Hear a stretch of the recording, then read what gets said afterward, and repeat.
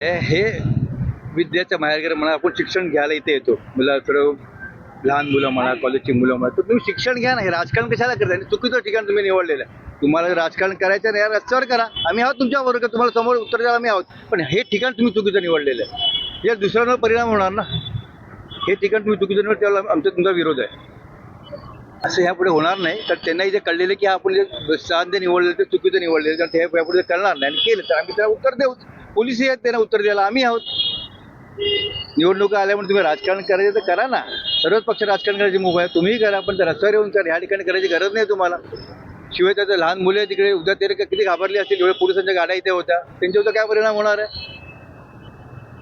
ये नगर सच्चाई घटना क्या घटना क्या बोल रहे हो? शाळा आहे, शाळेच्या ठिकाणी मुलं शाळेच्या आतमध्ये जाणार, तर सिक्युरिटी गार्डनी तेव्हा त्यांनी बघितलं पाहिजे ना, मुलगा आहे की मुलगी आहे, कोण आलं शाळेमध्ये. कळलं की नाही? तुम्ही करा, म्हणजे ह्याच्या खाली तुम्ही काही करा, पण वरती तुम्ही करायला गरजच नाहीये तुम्हाला. मग शाळेत शिक्षण घ्यायला चाललंय, राजकारण करायला चालत नाही, गोष्टी करायची गरजच नाही तुम्हाला. त्याला आमचा विरोध आहे आणि तो राहणार विरोध आमचा. आम्ही कुठल्याही जाती धर्माच्या विरोधात नाही, हे तुम्हाला आधी सांगतो. तर साहेब नेहमी बोलत असतात, जे देशाला मानतात, देशामध्ये राहतात, त्यांचा आम्हाला विरोध नाही. पण तुम्ही अशा गोष्टी करत असेल त्याला आमचा विरोध आहे.